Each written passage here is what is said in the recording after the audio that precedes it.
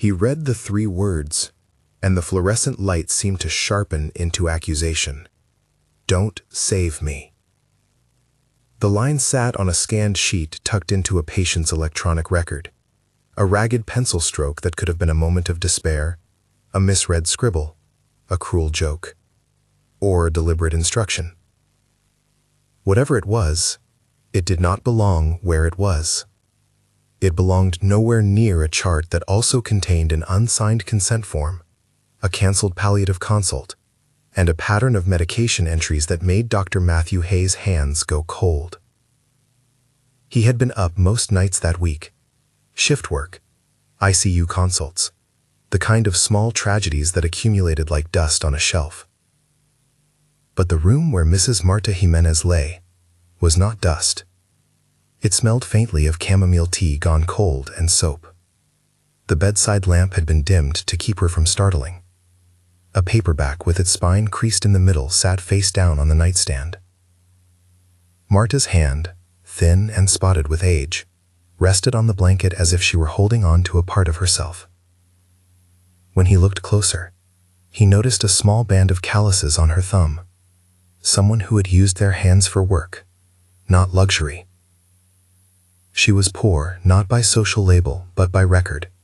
A steady thread of low-wage jobs, 2 evictions on file, a Medicaid number that required extra approvals. Her life, as it fit into the hospital's databases, was narrow and practical. That narrowness made the scribbled, "Don't save me," land like a slur. Less public attention, less family advocacy. This is what made people vulnerable, he thought. It is what made them prone to decisions being taken for them by others who cared more about convenience or cost than personhood. Matthew sat at the computer with the glow of the monitor painting his face. He was a hospitalist by training and temperament, practical, procedural, the kind of physician who believed that good documentation could be a lifeline. He had an old habit of reading charts like other people read letters from friends. This one read like a puzzle box with a false bottom. The note itself offered no signature. There was no timestamp that matched the hospital's secure lock. Someone had scanned a torn sheet of paper into the electronic medical record and tagged it under advance directive, without the checks that usually accompanied such entries. No witness signatures, no verification from a social worker, no copy of an identity document. The order canceling the palliative consult had a name attached, an aide from a local facility whose handwriting Rathian could not place. The medication record showed an atypical pattern.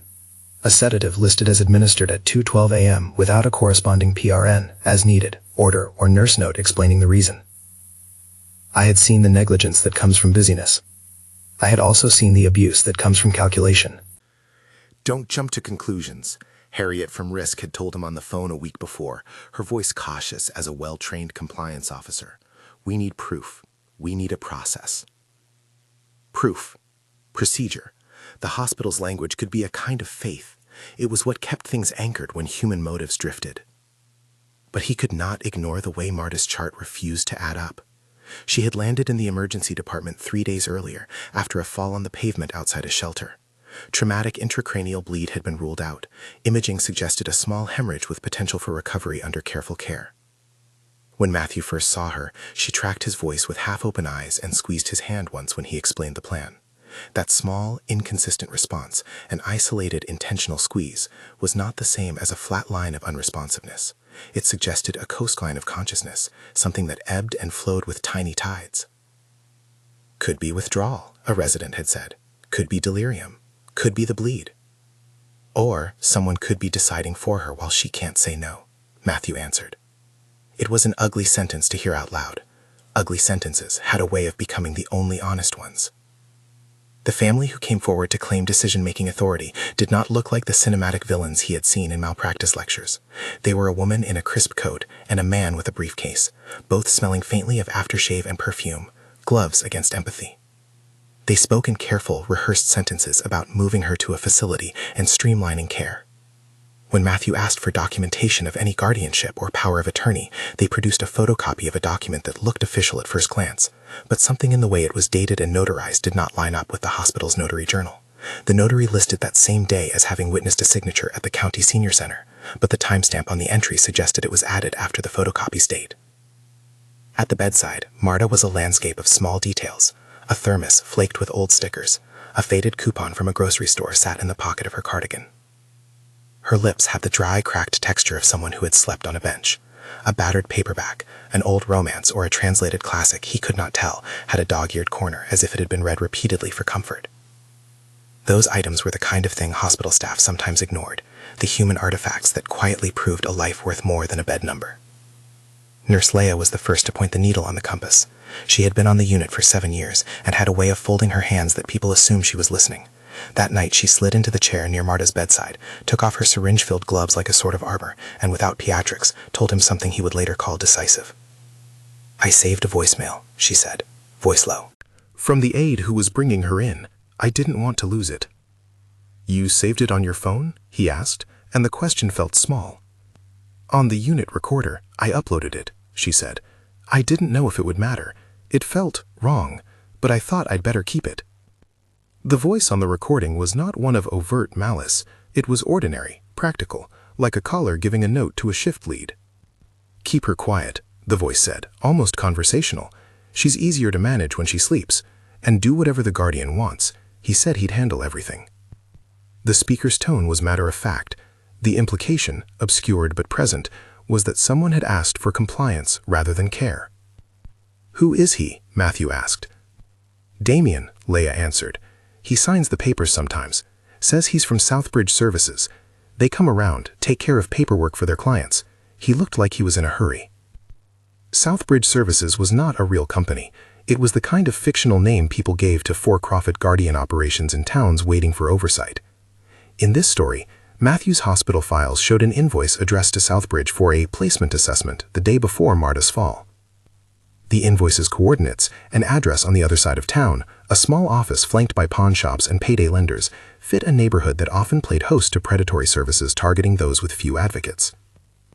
Matthew's doubt was not a drama of suspicion for its own sake. Doubt, in his profession, was a tool. It sharpened questions. It demanded paper trails. He began to inventory the anomalies like a clinician counting pulses. There was the canceled palliative consult, signed off in the chart with a terse note, "Family requests transfer ASAP." There was the medication discrepancy, a sedative administered and documented by a night aide without a physician order. There were visitor logs that showed the woman in the crisp coat checking in at 9:06 p.m. on the night the note was scanned, just hours before the "Don't Save Me" sheet appeared in the record. He called the hospital's notary and asked for the journal. The notary journal was a paper book with dated entries and timestamps, and when he compared the photocopied power of attorney to the journal's record, the signatures were similar but not identical. Handwriting had ways of betraying intention, pressure, slant, and hesitation. Matthew did not pretend to be an expert, but he knew fraud when the documents around him began to hum with it. He called Harriet from Risk and Compliance because he knew how these cases lived and died. Harriet was methodical and slow as a law clerk, precisely the temperament required when something fragile needed protection. She agreed to open an internal review. "We will need a chain of custody," she said. "We will need the EMR export in a secure format. Do not hand the phone recording to anyone outside of this team." Chain of custody was hospital language for custody of truth.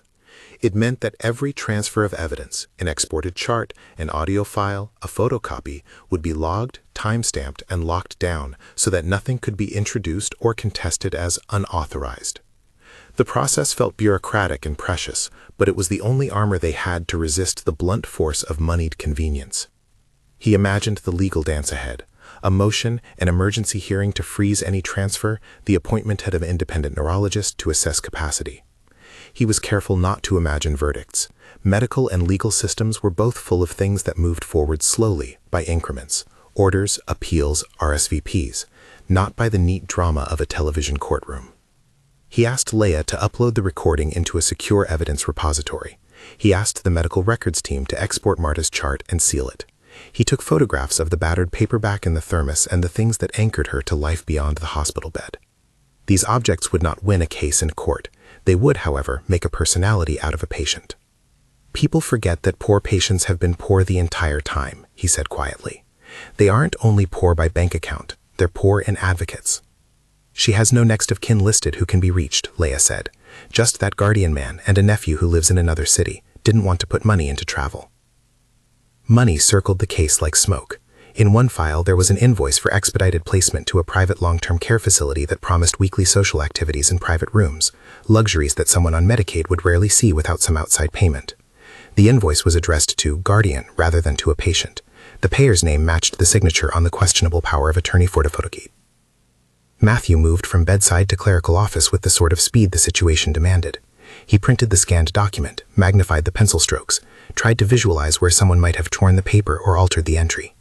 He had been a clinician long enough to know that evidence rarely announces itself with fireworks. Instead, it usually arrives as a series of small, compatible misalignments. A missing witness signature here, a dosage discrepancy there, a recorded voice that reframes a phrase from "we need to keep her comfortable" to "keep her quiet." The inpatient social worker, a woman named Rena, brought up Marta's history with no astonishment. Rena had worked with homeless shelters and housing clinics for years and could read the social scaffolding of a life quickly. She had bad asthma, a couple of falls, Rena said. She's bounced around, doesn't have family nearby. She got a letter from a man once promising to sort out paperwork. I thought it might be helpful. That help can become a cage, Matthew said. They began to map the sequence. The day Marta had a minor operation at a free clinic 2 months prior, she had signed some documents to get benefits. A man had been there with her, offering to help carry papers.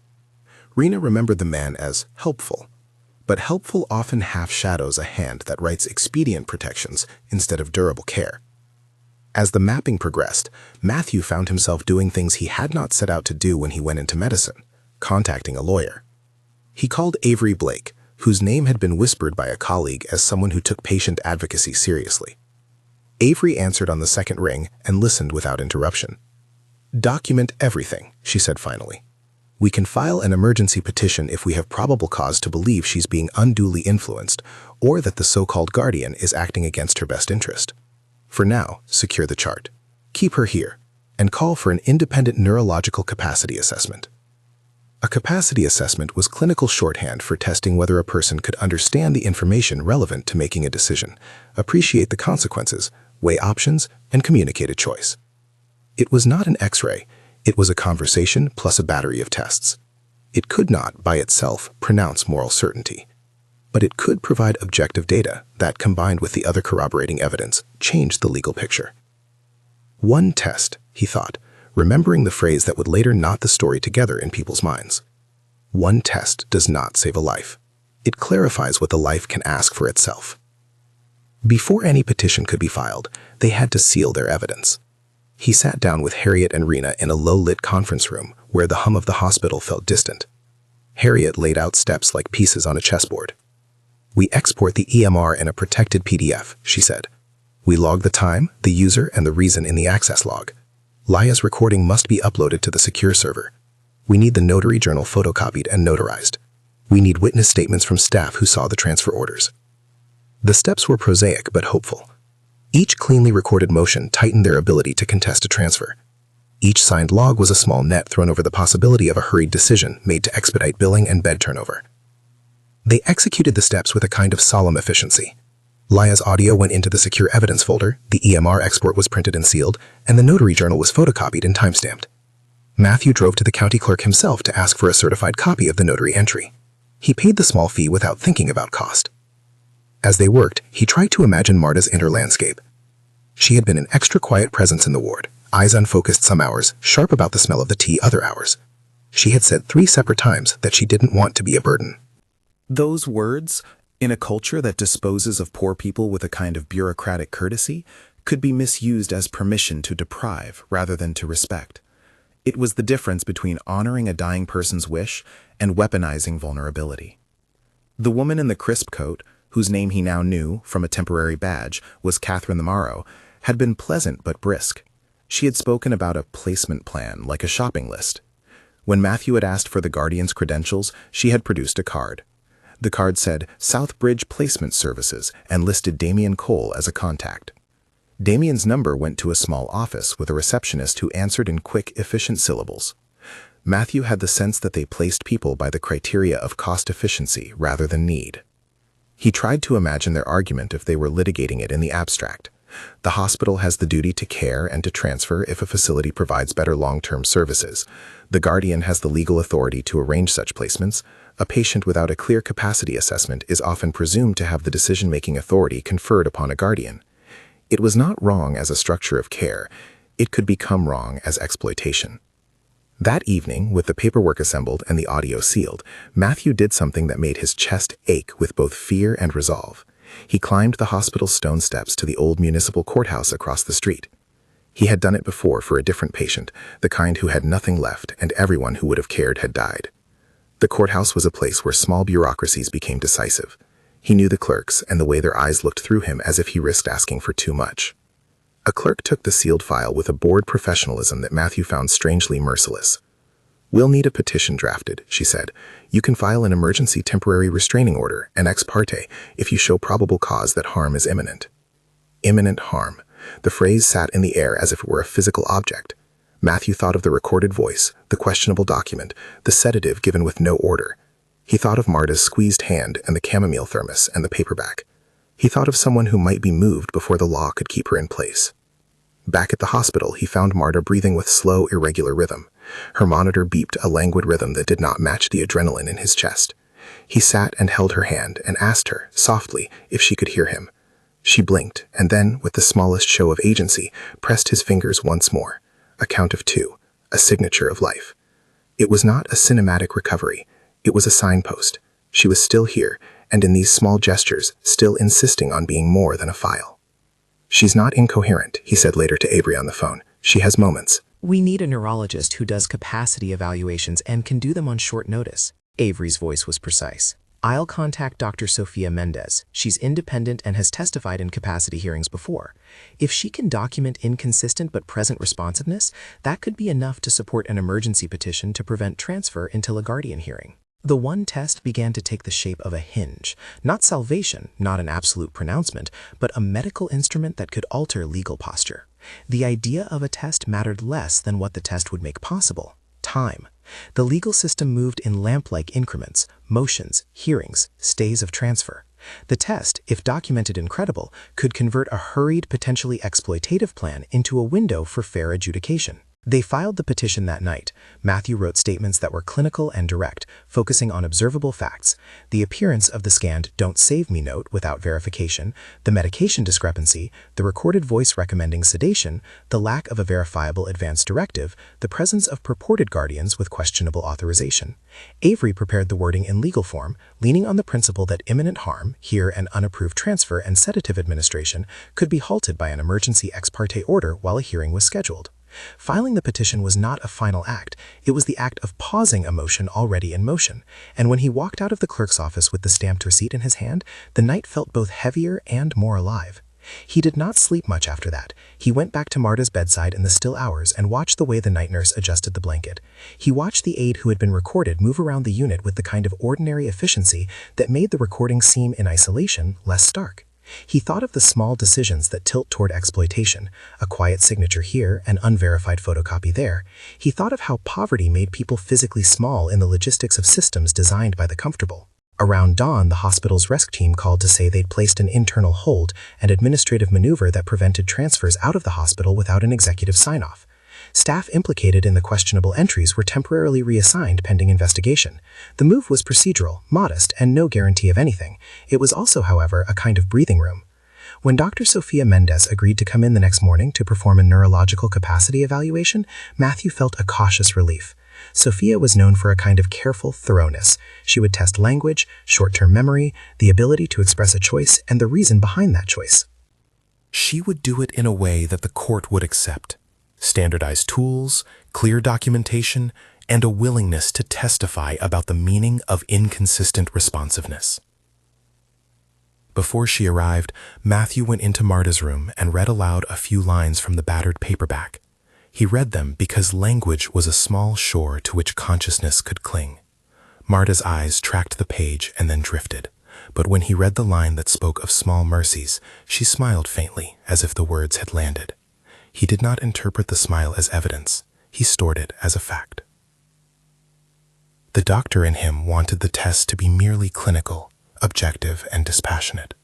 The man in him, the one who had watched too many vulnerable people slide into irreversible decisions while paperwork accumulated like dust, wanted it to be a shield. He understood that a single test was not a talisman. He could not pretend that a neurologic exam would fix structural problems: poverty, a fragmented social safety net, predatory placement services. But if it could secure time and legal standing for Marta to be heard, it would be a tool that transformed a whisper into a record. The day before the assessment, a small coalition formed around Marta in the most ordinary way.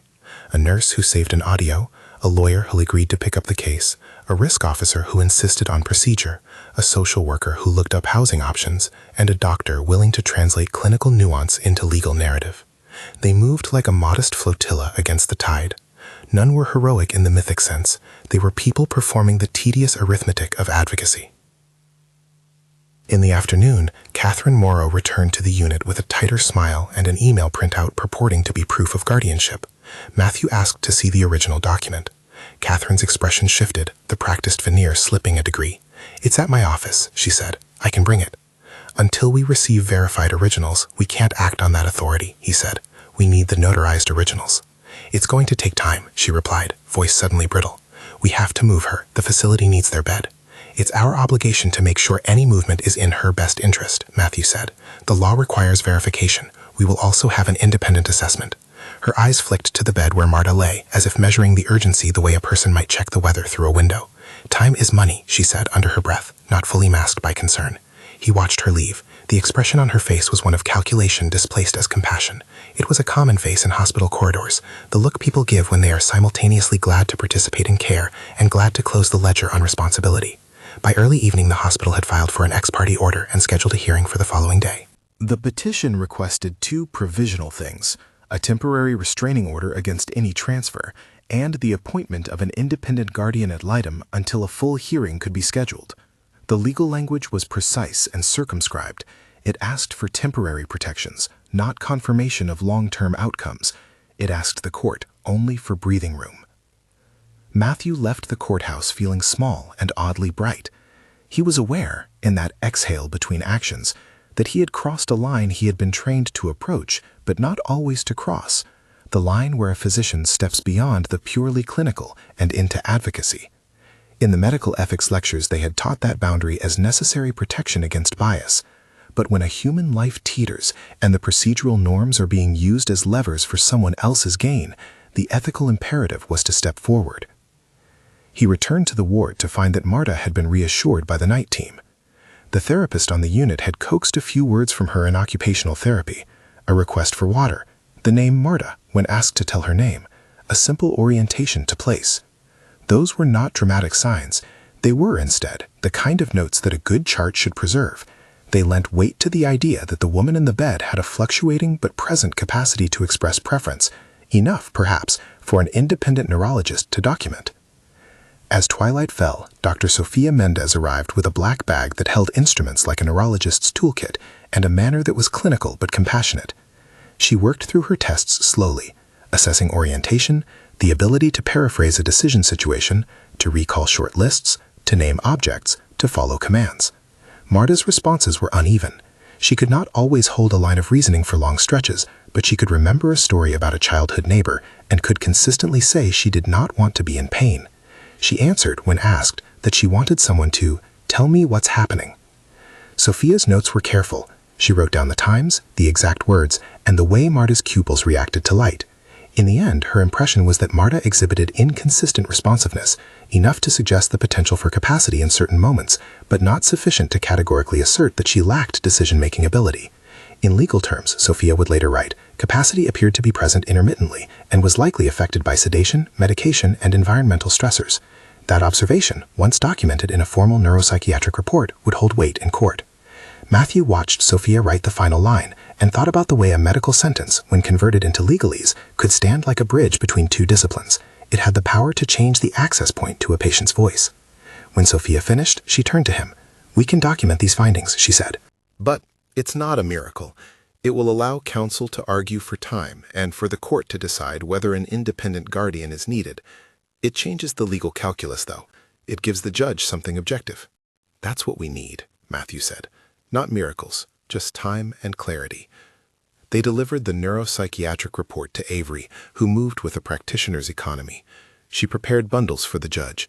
The EMR export, the notary journal photocopies, Laya's recorded audio, Sophia's report, and statements from nurses who witnessed the administration of medications and the recording of the questionable entry.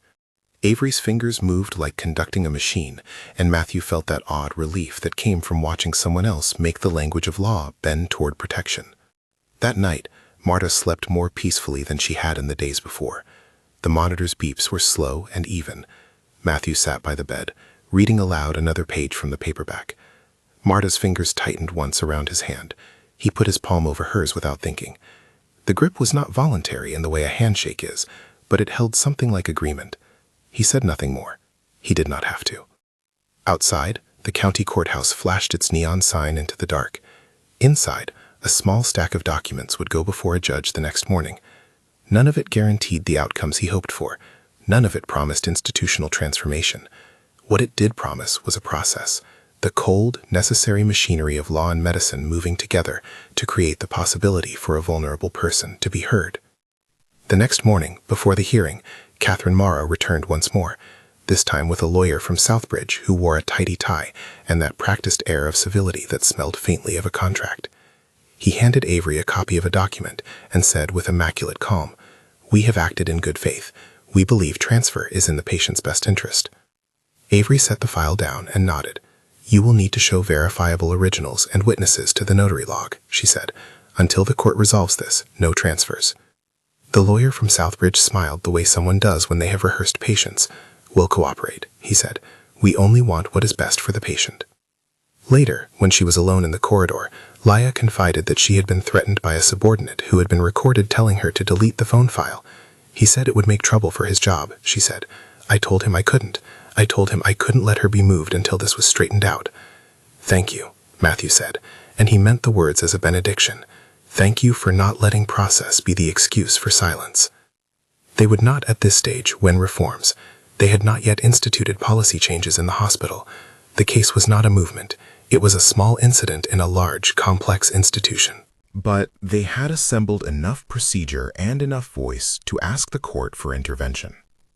As the morning's light came brittle and clear over the hospital roof, the temporary injunction was signed. The judge, after skimming the documents and hearing a short ex parte statement, issued an order preventing transfer and setting a hearing within a week for a full guardianship determination. The order instructed the hospital to preserve the chain of custody of all evidence and to bring Sofia Mendez to testify to her findings. When Matthew read the order, his shoulders dropped in a way that made the anxiety recede by a notch. The judge had not declared guilt or morality. The judge had simply bought them time. Time, in this context, was not an abstract commodity. It was a space for justice to be litigated, for Marta to be represented, for a fragile, poor life to be considered beyond the ledger. After the court issued the order, the hospital's administrative board convened in a sterile room lit by a long fluorescent strip. They were not updates for the public. They were internal, bureaucratic, and necessary. The board placed implicated staff on leave pending investigation and drafted a notice to create a formal verification process for any advance directives scanned into the EMR. It was an initial step in institutional remediation. It was not a grand reform. A foundation of small decisions took shape after that day. They planned community outreach, a training module on documentation for the unit, and a promise to audit guardian agencies that frequently appeared in placements without proper verification. None of this promised an end to exploitation. It was, however, a beginning. For Matthew, the question that lingered was not whether the test would turn the tide. That remains to be seen, but whether a clinician's skepticism could be a force for good without becoming the weapon of paternalism. He wanted Marta's voice to be the one that mattered, not his skepticism dressed as heroism. He returned to her bedside and found her awake. Her eyes met his with a clarity that startled him. "Water," she whispered. He poured and offered it, and she drank like someone reclaiming a small sliver of autonomy. "Can you tell me your name?" Sofia asked gently during a brief recheck. "Marta," she said. "Marta Jimenez." "Can you tell me what you want?" Sofia asked. Marta considered, as if weighing the question with the seriousness it deserved, and then said, in a voice that was both tired and resolute, "I don't want to be moved unless I say so." It was a simple sentence. It was also everything. The legal machinery would grind forward, with schedules, witnesses, and arguments. The independent test had been performed, the records were sealed, the hearing was set. What came next would determine whether the system would protect someone who was poor, small in the ledger of society, and yet vast in the quiet integrity of her wishes. For now, the room was a place of small mercies, a paperback, a thermos, a handheld. The chart with its crooked, spare 3 words still sat in the file, uncancelled and unexamined by those who do not look closely. Matthew closed the folder and felt the gravity of the hours ahead press toward him. He did not know what the judge would decide. He did not know whether Southbridge would face sanctions or whether Catherine Morrow's motive had been benign or transactional.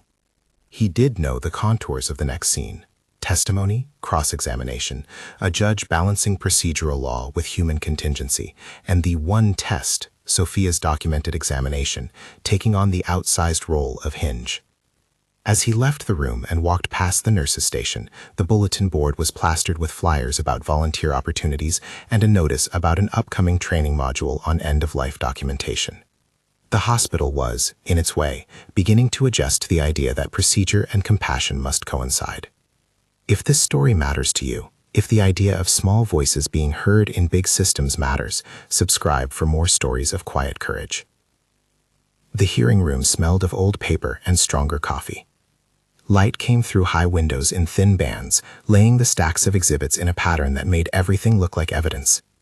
Matthew sat beside Avery at a long table, the sealed folders stacked neatly. EMR exports, the notary journal copy, Lataya's secured audio file, Sophia Mendez's neuropsychiatric report, medication administration records with timestamps, witness statements from the unit staff, and photographs of Marta's personal effects.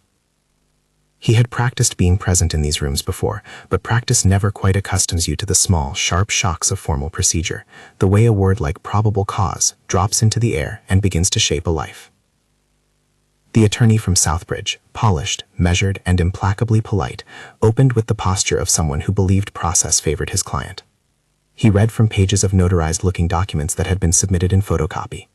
He spoke of expedited placement and of client preference for comfort measures. He did not, in the court's initial minutes, have the originals on the table. Judge Emery, whose face had the steady neutrality of someone who had seen long disputes before, listened with a patience that felt judicially compulsory. She asked a few precise questions. Had the hospital verified originals? Had a capacity exam been performed? Had any sedative been given without order? And the room tightened around the answers. Avery's opening was concise and exact. "Your Honor, we are not arguing about the right to place a patient in appropriate long-term care," she said. We are asking the court to prevent an immediate transfer while an independent guardianship assessment proceeds because there is probable cause to believe the patient may be under undue influence, that documents offered as authority are not verified, and that there has been administration of medication without a documented physician order. We have objective medical documentation of intermittent responsiveness that counsels for time, not haste. Avery's strategy was procedural and deliberately narrow. The goal was not to indict motives, but to secure a process the court could supervise, a temporary restraining order against transfer, and appointment of a guardian ad litem to represent Marta's interests pending the hearing. Her voice steadied the case the way Sophia's report had steadied the medical facts. Where Sophia's test had offered clinical specifics about cognition, Avery translated those into the legal language of capacity for discrete decisions and capacity fluctuation influenced by iatrogenic factors. The clerk called witnesses. First up was Laya, who walked to the stand with a quiet steadiness that seemed incompatible with what Matthew had once thought was the small, unheroic bravery of nurses. On the stand, she described the audio she had preserved. The afternoon the aide had told staff to keep her quiet, her phrasing careful, the details factual. Under oath, she explained the exact chain of custody steps she had taken, uploading the file to the secure repository, emailing an access log to Harriet, and handing the original phone for digital imaging to the hospital's evidence officer. The exhibit number flashed on the screen. Exhibit B, audio file 001. Avery asked that the recording be admitted. The judge allowed it over Southbridge's lawyer's objection that it lacked authentication. They played it. The room listened to a banal voice, the cadence of someone who does such tasks daily, the casual instruction about sedation, the reference to the guardian as a figure arranging everything. It was not a dramatic confession. It was ordinary talk. That ordinariness made it worse, because it normalized the thought that a vulnerable person's care could be reduced to management. When the audio finished, a hush stretched. The Southbridge attorney asked Laya about how she obtained it, whether it could have been edited. She answered with the small, careful engineering of someone who had thought in terms of files and logs long before thinking of courage. "The timestamps are continuous," she said. "The upload shows no break. The phone's metadata matches the unit's Wi-Fi access log." Next came Sophia. Dr. Mendez walked with the lightness of someone accustomed to clinical truth, not legal theater. On the stand, she explained the capacity assessment in plain terms. Orientation, the ability to understand relevant information, the capacity to appreciate consequences, to reason, and to communicate a choice. She described standardized elements she used, the short-delayed recall tasks, commands, and hypothetical scenarios. And she read aloud examples of Marta's responses that had appeared in her report. The ability to name her own daughter's childhood neighbor, the repeated request not to be moved without her consent, the intermittent nature of her coherence. "It is consistent with intermittent capacity," Sophia testified. "Ms. Jimenez demonstrates the ability to engage in decision-making in certain moments. Those moments were present during my evaluation. There is clinical reason to believe that sedation and environmental stressors are affecting that capacity's expression." The judge asked her whether such a finding could support a temporary protection. "Yes," Sophia said. "If capacity is intermittent, making a court judgment in the patient's absence risks overruling her expressed preferences. A temporary hold allows the court to appoint an interested party who can seek fuller evaluation." Avery used Sophia's testimony to lay the foundation. The independent test had provided objective, standardized findings that shifted the legal calculus away from a presumption of transfer in favor of a presumption of protection, pending fuller adjudication. The court allowed the neuropsychiatric report and its supporting documentation into evidence. Then the notary journal came under scrutiny. Matthew watched as the clerk displayed the copied page, and a pale blue photocopy of what had been presented to the hospital was set next to it. A handwriting expert, retained by the hospital after Harriet's suggestion, testified that the signatures bore inconsistencies by pressure and slant that suggested they were not the same hand on the same time. It was not dramatic forensic proof of forgery, it was professional handwriting analysis that said the documents did not reliably match the notary book's originals. The small wedge of doubt, when arrayed with the other elements, the audio, the medication timings, Sophia's report, began to look like a net.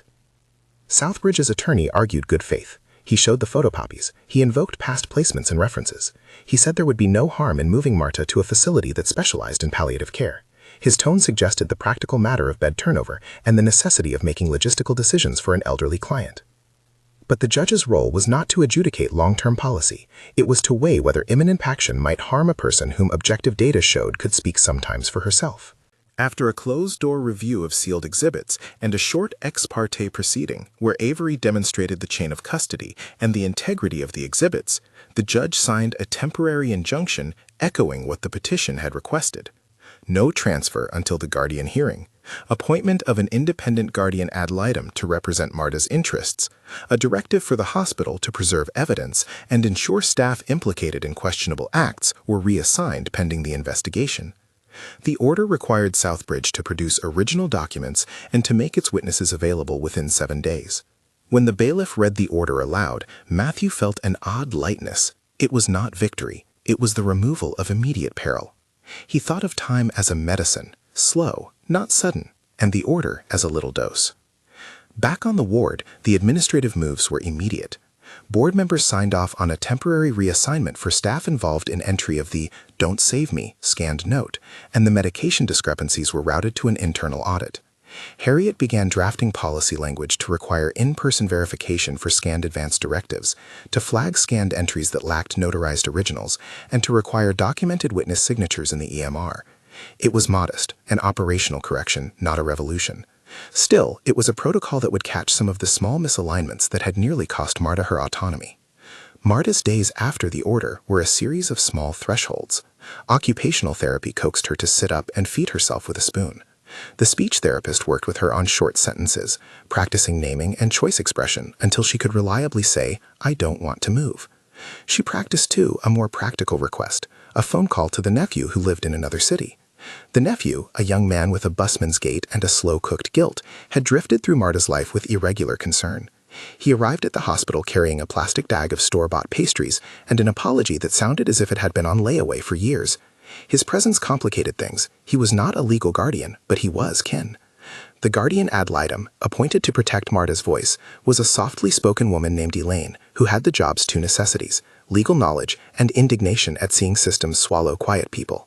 Her role was to sit with Marta, to ask her simple things, and to push for what Marta wanted in legal terms. When she sat at the bedside and asked Marta, "Who do you want to make decisions?" Marta's answer was simple and fierce: "Me." Elaine became more than a procedural appointee. She became a translator between a woman whose life had been shoveled between shelters and clinics and a legal system that spoke in forms. The Guardian ad litem subpoenaed Damian Cole and Catherine Morrow to appear and produce originals of all documents they claimed gave them authority. The subpoenas required them to bring witnesses who could attest to the signature's authenticity and to testify about the processes by which they had been appointed. In the building of cases, the cumulative weight of small facts often mattered most. A medication record showed a lorazepam syringe signed off by a night aide without an order at 2:12 a.m. The unit's camera footage, kept for safety, showed a brief movement near Marta's bed consistent with an administration of medication and a staff member walking off with a clip of paper. The hospital's IT team retrieved access logs that matched Leia's upload metadata. A subpoena to a commercial notary service across town produced no record of a notarization that matched the photocopy. A county clerk confirmed there had been no appointment on the day in question. A short audit revealed an invoice address that led to a front office in a commodified part of town. Small threads, all pulled together, made a more coherent whole. Then came Damian Cole's testimony. He arrived with the practiced air of someone who had made a career of administrating the logistics of other people's lives. Under oath, his answers were evasive and at times oddly imprecise. He claimed to have obtained consent from Marta when he escorted her to an assistance appointment days before her fall. When asked to produce his notary book or the original power of attorney, his explanation wobbled. Originals were in his office, he said, but that he had only retained photocopies for expeditious care. The judge reminded him of court orders and the need for originals. The room felt less like a theater and more like an accounting ledger where entries must balance. Catherine Morrow's testimony was less polished, edges more jagged when Avery gently asked why she had requested cancellation of the palliative consult. She responded with a story of wanting her aunt to have comfort and less medical intervention, but under careful scrutiny, details misaligned. Dates, times, who had spoken to whom. Avery's line of questioning was surgical, a clinician's precision translating to interrogation. Show the record, confirm the time, explain the handwriting. Catherine's face, under the courtroom light, lost its composed sheen. The judge did not pronounce malice. She did not convict anyone. Her role was to protect the patient until a fuller hearing could determine long-term guardianship. Her written order made clear that the evidence established probable cause to believe undue influence and irregular documentation existed, and that an independent assessment and full evidentiary hearing were needed. She also instructed the county elder abuse services to open an inquiry. It was a middle road, judicially cautious and in practice protective. When the hearing recessed, a line of small restitutions began to form. The hospital's auditing committee began a review of the notary registry process. Staff implicated were offered retraining and, where appropriate, disciplinary review. The county elder services opened an investigation into Southbridge's pattern of placements. None of these moves was the same as QED justice. They were, however, concrete institutional responses that acknowledged a vulnerability had been exploited and that the process needed repair. For Marta, the more consequential work happened in therapy rooms and in small conversations. She began to string together sentences that held her agency. Call my nephew, no transfer. I want to stay here until I can make a choice. She practiced giving consent and practiced refusing it. Speech therapy built dialogic muscles with standardized prompts, but the result was not a test score, it was a practice of being heard. When she insisted she did not want to be moved without her say-so, Elaine and the guardian ad litem put that into legal language that a judge could honor. That language, reshaped into court orders, protected her in a way a squeeze of a hand could not. Matthew watched these things with a complicated gratitude. He felt the mix of professional satisfaction, procedure doing its work, and personal relief that a patient once reduced by ledger entries was being recognized again as a person. In the small mercies of recovery, the book on Marta's nightstand became a ritual. Sometimes he read, sometimes a student resident read, sometimes Marta read aloud a line she liked, and the sound of it, the choice to hear a sentence, felt like repair. The discovery phase continued. A handwriting expert retained by the court testified that the photocopied power of attorney bore signs of being assembled from various sources, with dates that could not be reconciled. A records custodian from an outpatient clinic brought forward a torn note that, when juxtaposed with the scanned "Don't Save Me" piece, suggested the latter had been trimmed and scanned out of sequence. Again, none of this proved criminal intent beyond a reasonable doubt. It did, however, show a pattern of loose documentation and opportunistic coordination around a vulnerable person. Slowly, the weight of documentation shifted the hub.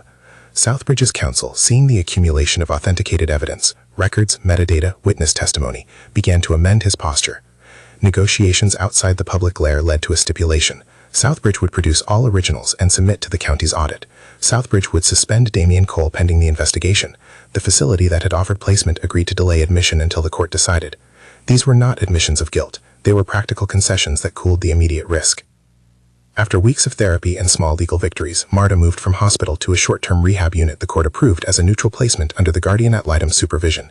The transition was careful and consensual. There was a plan: continued occupational and speech therapy, social services evaluation for housing support, and an appointment scheduled with an adult protective services caseworker.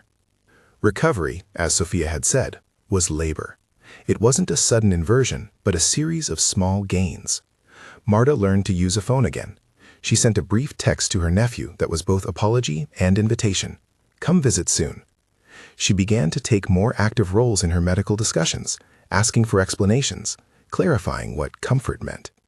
When she first insisted on a menu choice for dinner and refused the meal the rehab had chosen for her, the decision, simple, tasted like freedom. The people around her did not become pariahs or saints. Matthew kept his role professional. He attended the planning meetings, translated clinical risk into actionable language for legal teams, and sat in on team conferences where social work argued for housing supports and the guardian for more time to ascertain Marta's long-term wishes. The deeper, more intimate aspects of care, the willingness to sit with a person while they read aloud, remained in the hospice of human connection rather than the clinic of treatment. Months later, with the court's fuller hearing still pending but with the immediate threat abated, the hospital convened a working group to design better safeguards. Harriet chaired it. The group recommended concrete steps: a mandatory verification process for scanned advance directives requiring original presentation or corroborated witness signatures, an EMR flagging mechanism for entries added after hours with no verified user, a secure procedure for preserving audio evidence, and staff training to understand undue influence and the signs of predatory placement operations. The board approved the recommendations as pilot initiatives. They did not eliminate systemic inequity overnight, but within the hospital's walls, a new protocol meant fewer opportunities for procedural shortcuts to convert into dispossession. Around that time, the County Elder Services released a brief statement announcing an audit of commercial guardianship agencies operating in the region. The statement did not declare final findings. An audit takes time, but public attention had been drawn. For Marta, the change lay less in public pronouncements and more in the fact that she now had the legal right to participate in decisions about her placement and care. When Marta was finally discharged home to a small subsidized apartment arranged by social services, it felt less like a release than the start of a practical continuation. Her home had a single small room, where a faded rug covered the linoleum and where a curtain separated the bed from a folding table. The thermos was there. Her paperback, repaired with clear tape, sat on a makeshift shelf. The nephew visited with a tartness that masked affection. Elaine checked in with regularity. The guardian ad litem had secured court orders that ensured Marta's wishes were given primacy in decisions about care arrangements. In the months that followed, a small group coalesced around the idea of more systemic support for people like Marta. It began with conversation at the hospital: Harriet, Laya, Elaine, Avery, Matthew, and a few others, about how to prevent similar cases. They envisioned a resource, a clinic where vulnerable patients could receive advocacy, legal counseling, and social work navigation, without the transaction cost that often bars access. The idea was practical, not a charity fantasy, but a set of services integrated into hospital discharge planning and community outreach. They formed a nonprofit committee, drafted bylaws, applied for seed funding, and consulted with community centers and legal aid organizations. The foundation they imagined would not litigate alone. It would educate clinicians about documentation, train staff to recognize undue influence, and provide pro bono legal consults for vulnerable adults at risk of predatory placement. They called it the Patient Voice Initiative, a name that aimed to be unassuming and steady. Marta, for her part, became a quiet advocate in her own right. She attended one of the initiative's early community meetings and read 2 paragraphs aloud from her battered paperback about a woman who would not be moved. The room listened. She did not speak like an activist in the abstract. She spoke with the lived rhythm of someone who had felt the margins close and found with help a way back. As the initiative took shape, the hospital added training modules to its onboarding for new staff, sessions on chain of custody, on recognizing predatory placements, and on verifying advance directives. There were also practical changes: secure EMR flags, a login required for scanned documents, and a policy requiring notarized originals or witnessed verification before acting on a scanned advance directive. The changes were procedural, technical. They would not end exploitation, but they made future harm more difficult. Matthew remained the clinically focused anchor of the group. He presented case studies at medical staff meetings, not as bragging lessons but as cautionary tales about the moral risk of complacent documentation. He encouraged residents to imagine the life behind the barcode, to note the objects that made a patient human. At a hospital grand rounds, he used Marta's story to argue for one simple behavioral change. Always record the presence of an advocate or representative and confirm original documents whenever there is any doubt. It was small. It was, however, the kind of policy that can prevent 1,000 small wrongs. The relationship between Matthew and Marta never took on the melodramatic arcs offered by fiction.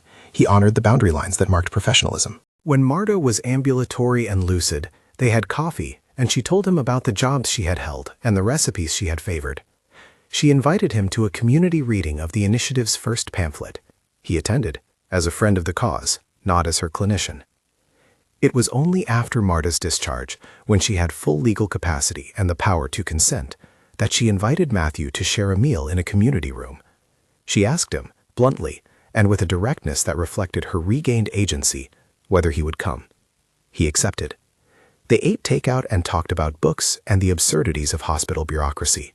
There was a tenderness there, the sort of companionship that is not a rescue fantasy, but a mutual recognition of shared work.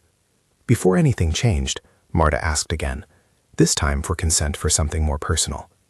Matthew paused and answered with the kind of language a physician must use, a clear delineation between the role he had played as clinician and the person he could choose to be now that she was no longer his patient.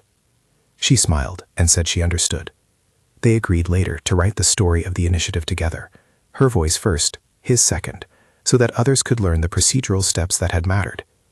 Years later, the Patient Voice Initiative opened a small clinic with a modest ribbon cutting.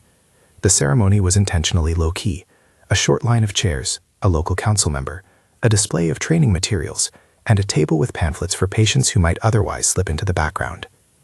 Marta read 2 paragraphs from her paperback, and then a short statement about being heard.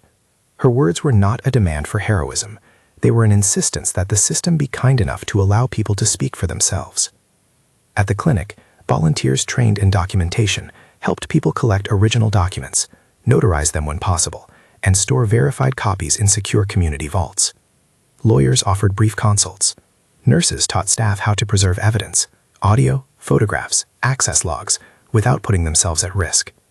The initiative published a checklist for hospitals and clinics: verify originals before action, retain digital and physical chain of custody, flag late-night scan directives for review, and require an independent capacity assessment in cases of inconsistent responsiveness.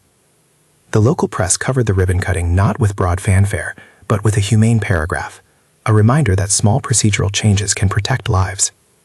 The county elder services, prompted by the audit that had followed Marta's case, published a list of oversight protocols for guardian agencies. Southbridge, in the months that followed, faced administrative scrutiny and a series of civil inquiries. Again, none of this translated to dramatic courtroom verdicts. Instead, the story's ripples were bureaucratic and slow.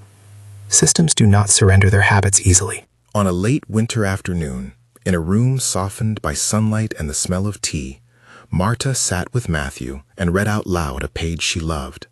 He listened, sometimes pausing to point out a line he found clever, sometimes silently grateful for the steady cadence of a life choosing its own words. She had a small group of friends: Elaine, who always asked about the GED she had once considered completing, Leah, who visited with clumsy bouquets from the nurse's station, the nephew, who had become more regular in his visits, and a few volunteers from the initiative who stopped by to check on follow-through.